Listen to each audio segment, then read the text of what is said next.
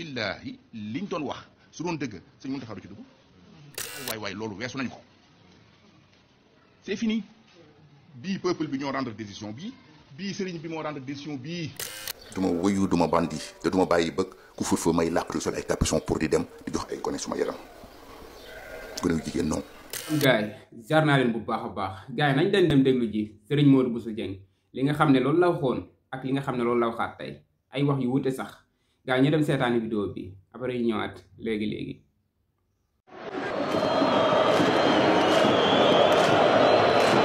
man duma dem ci bërëbu débauche man dañ ma yar ma suis un religieux je suis un petit-fils de Serigne Touba digne d'un petit-fils de Serigne Touba kenn xamul ma loolu jàng alxuraan ak tari ko duma dem salon de massage duma dem fuñ may dàmpe ñoom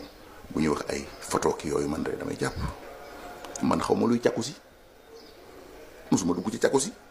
après lañ ma doon wax naa ma jacuzzi mooy lii wala mooy lële kan turu jacuzzi ku dégg ci Sénégal ci ban kilifa la sa xel di dem ci réew mi luñ ma xamal ak fuñ ko xamee suñ ko génnewul rek baalu ma le ko duma wëyu duma bandi te duma bàyyi ba ku fur fa may làqatu sol ay capuchon pour di dem di jox ay gone suma yaram gone yu jigéen non sama combat nag dama koy mesurer parce que damay bàyyi xel ëllëg moo tax je m'arrête là j'aurais pu aller beaucoup plus loin et beaucoup plus précis mais dama yamali foofu parce que sama combat dafa mu ci limité xam nga lenn dafa xewi manipulation ak fen ak sos yooyu xewi na yooyu sëriñ bu fi ragal saaga mbaa boog du man de amul toog di bu njëkk lan lañ daan fen sëñ Modou Bousso Dieng ku fi wax rek ñu ne Macky Sall na ci ginnaawam dafa bëgg dem ci Macky Sall lan laa leen waxoon et les Sénégalais ma témoignent j'avais dit ceci Sonko bii ngeen di wax dina dem ci Macky Sall lu yàgg te man du ngeen mas a dégg ma dem ci Macky Sall parce que dañ doon neexal ay soi-disant religieux ñuy génn nii fen naan sëñ Mouta bëgg dem ci Macky moo tax muy attaque Sonko je n'ai jamais attaqué Sonko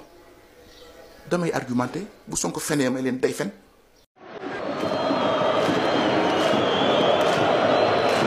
waaye nag ku ne gëm na ne sëñ Mountakha du wax ci lu dul yàlla billahi liñ doon wax su doon dëgg sëñ Mountakha du ci dugg du nañ la bàyyi de te moo ne nañ ko teg ci suuf te bu doon dëgg su ne dañ ko bu doon nañ ko teg ci suuf tooñ te ku nekk sëñ Tuubaa ci kaw suuf du tooñ kon je pense que ce dossier est clos il est derrière nous j'invite mes amis journalistes chercheurs toujours de l'information matin midi soir waay loolu weesu nañ ko c'est fini bii peuple bi ñoo rendre décision bii sëriñ bi moo rendre décision bii moo nekkoon justice parce que justice bi ñu koy rendre au nom du peuple sénégalais bii mooy moral sëriñ bi fi nekk sëñ Touba nee na nañ ko tekki suuf waay loolu jeex na waay ku ciy waxaat nag wala nga ciy seetaat sëñ bi nga amal affaire te doo ci am ndam den ku ciy waxaat nag man de waxatuma ci ba sëñ bi nañ ko tekki suuf booba laa ko tekki suuf te xam ne kon sama waa ji tooñut alhamdulillah bi ci toppaat na nga gërëmaat sénégalais yi te nga yëg leen comme nii te nga moytu ay faucon Abdoulaye Wade ay faucon ko sànq Macky Sall ay faucon ko sànq yàlla bu lay faucon sànq faucon yi mooy ñu naan non kii day lambari loolu waxu faucon la kii dafa amal remerciement sénégalais yëpp kenn ku ne ku mu ci mën a dem këram rek mu dem fa te nag jàkkaarloog noonu bu doy waar boo xam ne it bàyyiwul de mais dafa néew doole agresseur nag boo ko jekkoo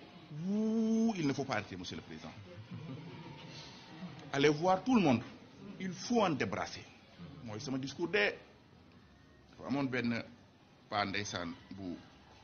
jóge ci jàkk ji agresseur bi kar ko génne paaka paa bi liwaayu ko liwaay bu ne agresseur bi da ko non papa yow koy tey mooy si dernier jour comme paa bi ancien mbër la woon paa bi yàlla def mu fàttaliku loolu séq ak moom ñu bokk daanu paaka bi wadd mu for ko agresseur ne ko ay waay góor gi teg maa dimbali mu ne ko yow kay damaa defoon ne doom yaa ma kii waaye comme maa la kii wuu c'est fini waaye dañu def woon ni kii diw moonu kii waaye comme peuple bi ko kii non c'est non ça doit man de loolu mooy sama position na jeex. J'aime bien nag la personnalité du président Sonko ak maturité am le fait que mu ne nañ teg ci suuf parce que am na noo xam ne bu ñu demee ci beneen situation lay doon loolu wane ne du nit ku yàkkamti wane ne aussi ku bëgg Sénégal la wane ne aussi intérêt moom tax koo jóg wane ne aussi ne quel que soit nu mën a xeexee noon bi ñu ngi ciy demee mesure ak patriotisme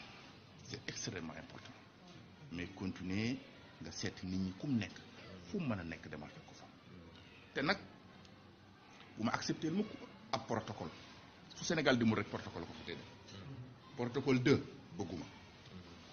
ay nañ nangu su demee parce que après ñu ne ko duñ la topp mu nangoo dem déedéet bu ko nangu protocole waru fi am doy na sëkk protocole dil la daa war a dem fi sa durée jeex doo dem mais loo fiy defati ban neexal parce que duñ la topp ma ne hey da ngay dem waaye force da ngay dem te day dem de voilà le bon discours donc kon loolu laa bëggoon wax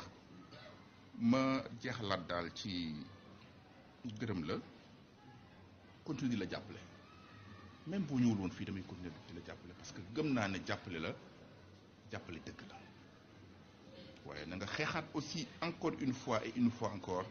pour que les élections se tiennent à l'heure. Il y a un grand piège gis nga bu ñu fi waxee élection février 2022 locale législative du nekk jamais juin 2022 te bu législative nekkul juin 2022 présidentielle du nekk 2024 moo tax peuple bi seeti leen de te ñaari baat ñett nañ daje place de l'Obélisque loolu lay bañ ab tapet place de l'Obélisque lay bañ man de suis disponible donc loolu laa bëgg a wax ma gërëm la gërëm soxna yi nga àndal gërëm ñi ci des ñëpp wa axiru daawana alhamdulillahi rabbil alamin. jërëjëf Mbacke Bal yàgg fi loolu tamit jërëjëf Dieng incha allah yàgg rek président am na sama kilifa bu lay nuyu di la siyaare sëñ Ousseynou Kane borom xalimatu. salaam gaay maa leen di ziar bu baax a baax ginnaaw bi ngeen seetaanee vidéo ba pare dégg ngeen li nga xam ne loolu la Serigne Modou Bousso Dieng wax gaay balaa ngeen di commentaire abonné leen di like vidéo bi di partager di aimer tey Serigne Modou Bousso Dieng lañ leen indiloon tey ci ay waxam déglu ngeen ko nag bu mu jeex day ngeen bu baax a baax li nga xam ne loolu la wax gaay bàyyi leen saagay waaye jàpp leen si rek bu kenn saaga jàpp leen si rek loo leen di abonné nag doyul loo leen di like doyul loo leen neex ngeen def sauf saaga jàpp leen si rek gars yi Serigne Modou Bousso Dieng nee na moom lépp loo xam ne da koy wax rek day sóoraale ëllëg quoi est-ce que bu muy wax lii nii sóoraale woon na tey ni dana toog di waxaat lii quoi Serigne Modou Bousso Dieng nee na moom nitu daara la quoi nee na dañ ko yar nee na si moom seetu Serigne Touba la xamul sax lan mooy Jacosi nee na coowal Jacosi rek la dégg mais xamu ko woon sax to nee na bu ñu waxee Jacosi xel yëpp day dem ci Ousmane Sonko loolu la wax ci vidéo bu njëkk bi la quoi nee na Ousmane Sonko ñëpp xam nañ ne fenkat la quoi nee na moom Sonko day fen quoi nee na moom Sonko moo demoon marché wu ji Sonko moo génnoon ci couvre-feu bi sol capuchon dem salon ba jox yaramam ay xel yu ndaw ñu koy marché Serigne Modou Bousso Dieng loolu la wax quoi ci vidéo bu mujj bi vidéo bu njëkk ba Serigne Modou Bousso Dieng nee na la ñuy tuumaal Ousmane Sonko yëpp du dëgg foofu Sonko du fa dem nee na bu fekkoon dëgg la Serigne Mountakha du si dugg quoi ba naan nañ bàyyi affaire mu sedd nee na Sonko dañ koy tuumaal demul Sweet Beauté demul marché wu ji liñ koy tuumaal liñ koy waxal yëpp ay tuumaal la quoi bu fekkoon dëgg la Serigne Mountakha du ànd ak moom loolu la woon quoi ci vidéo bu njëkk ba nee na peuple bi àtte na ko peuple bi dafa àtte côté bii Serigne Mountakha àtte côté bii nii nee na daal moom bu fekkoon dañuy tuumaal Ousmane Sonko yëpp dëgg la Serigne Mountakha du ànd ak moom Ousmane Sonko naan na gaay bàyyi affaire mu seddu quoi tey jii nii mu ne Sonko moo demoon Sweet Beauté ba ñuy koy maase bu tuumaal bu foofu noonu te moom nee na moom lépp lu muy wax day suuraale ëllëg moom kilifa diine la ab sëriñ la Mbàkke yi moom la yenn gars yi bëgg a néewal doole quoi Mbàkke yi gars yi dañuy tiitaroo sant Mbàkke ba pare sant Mbàkke sax tiitar la quoi man su ma sañoon ma nekk sëriñ Sëriñ Tuuba su ma sañoon ma nekk doomu Sëriñ Tuuba man mais dangay nekk sëriñ Sëriñ Tuuba ba pare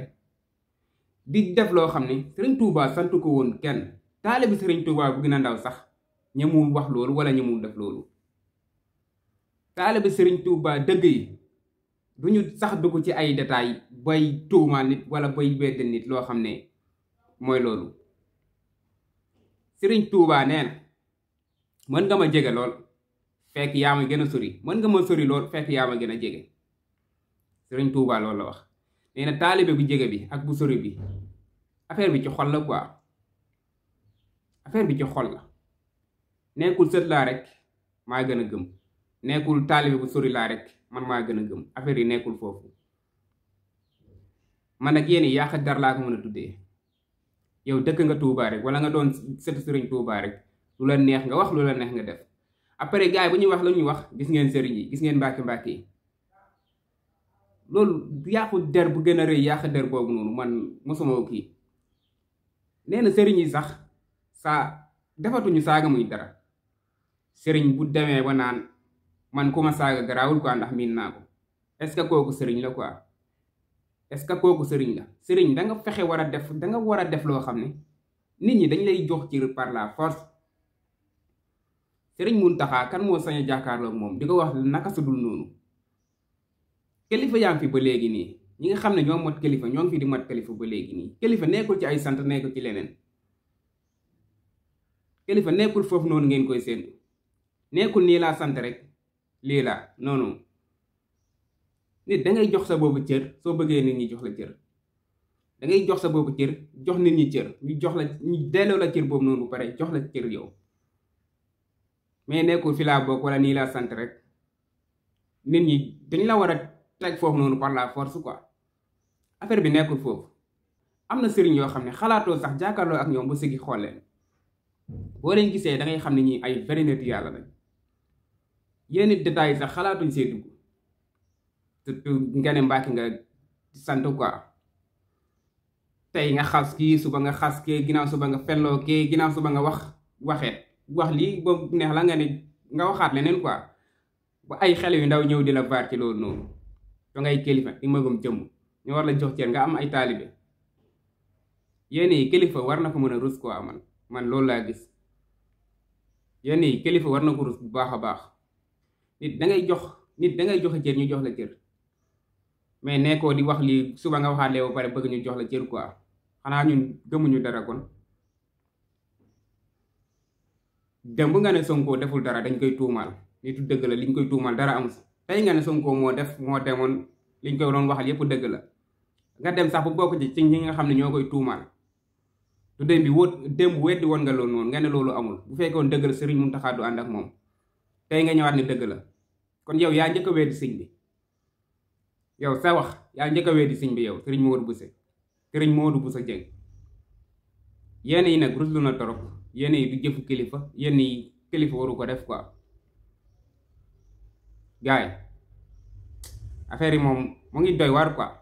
mu ngi doy waar torop Sëriñ Modou Bousso Dieng ku ko déglu démb dangay jàpp ne kii nitu dëgg la quoi kii lu mu nekk nii def ko ñeme quoi yow xeex nga doon woote nga ne bu ko jaree sax saa yu kii rek nañ dem place de l'Obélisque nee nga sax tapet yi ñoom ay ragal lañ quoi place de l'Obélisque la ñuy bañ yaa doon wax loolu nañ xeex bu ñu bàyyi yow yaa ko doon wax di jàppale Ousmane Sonko quoi tey jii nii xaw ma affaire lu mu demee quoi ba nga jéem a ñëwaat di jéem a critiquer Sonko affaire bi jaaxal na ma trop ngay critiquer Sonko di ko wax lu ne di dal si kawam naan ko yaa demoon kufur fa nga génn dem mais tamit loolu nan lañ koy mën a comprendre quoi yow nga ne kilifa diina nga quoi ay wax lii suba tey nga ñu waxaat lii wax ji dara du ci bokk doy na waar torop su ma nekkoon ñenn ñi ba nii mooy loolu de waaw gars yi maa leen di jaajëfal bu baax a baax di leen wax ngeen di abonné di like vidéo bi sama gars yi ba ci beneen vidéo jaajëf sama gaay